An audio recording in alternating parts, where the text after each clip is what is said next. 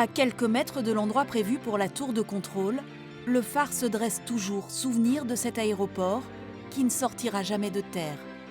Les 1600 hectares de ZAD sont devenus une zone agricole protégée, répartie entre anciens exploitants et la quinzaine de projets portés par le mouvement d'occupation.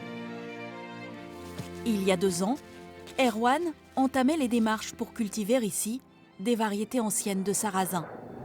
Sarrasin, aujourd'hui transformé en farine puis en galettes, qu'il livre par centaines dans des AMAP. Si le projet est individuel, sa vie reste liée au collectif.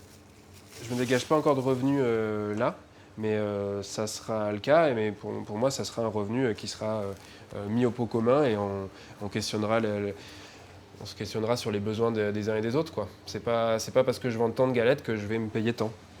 Au cœur de l'ancienne ZAD, la ferme de Sylvain Fresneau. Une vie entière en lutte contre un aéroport. Depuis 2 ans, pour la première fois, l'éleveur sait que toutes ses génisses pourront grandir ici et qu'il peut désormais mener à bien ses différents projets. On a eu le droit de passer en bio, alors qu'avant, pour passer en bio, il faut une visibilité de 5 ans. Comme on n'avait pas de visibilité, on n'a pas le droit. Et là, ça fait 2 ans bientôt qu'on est en conversion bio et cet été, on va pouvoir livrer du lait bio. Si l'aspect agricole est à peu près réglé, il reste la question des habitats. Enracinés pendant la lutte, des caravanes et des cabanes abritent toujours près de 200 personnes qui entendent vivre ici différemment. À la mairie de Notre-Dame-des-Landes, les discussions sur l'habitat léger commenceront après les élections. Moi, je connais des communes qui ont ce qu'on appelle des habitats alternatifs ou des zones d'activité alternatives. Ça fait l'objet d'un zonage particulier et on peut construire de l'habitat ou des petites PME, des petites constructions d'activités, mais qui sont démontables et qu'on peut laisser ensuite. Ça peut retourner en espace agricole, c'est pas définitif.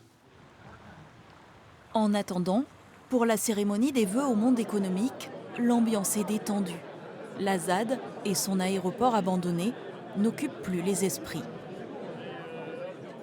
On voit moins de zadistes, j'oserais dire, qui arrivent du bord de la voie express et qui allaient là-bas. On les voyait arriver avec les chiens. Enfin, bon, on les reconnaissait tout de suite.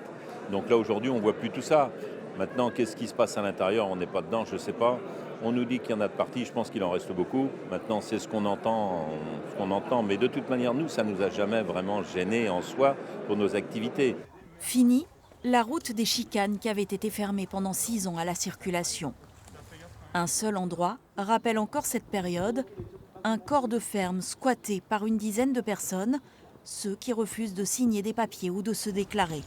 Comme Christiane, 59 ans, arrivée sur la ZAD en 2013, attirée par la possibilité de s'inventer une vie en marginalité.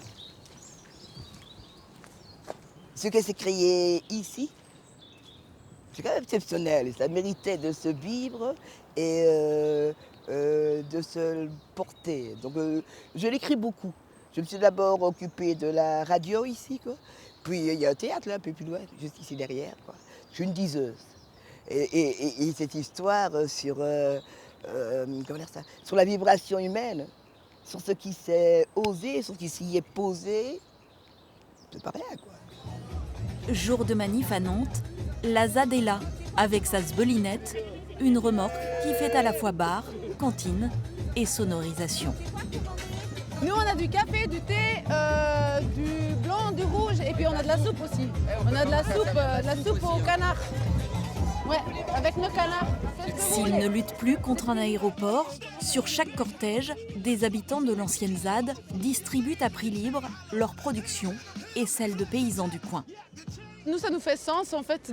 On n'est pas juste à la campagne pour cultiver nos légumes, c'est aussi pour que ça puisse profiter à d'autres luttes et à d'autres dans le pays nantais et au-delà, quoi.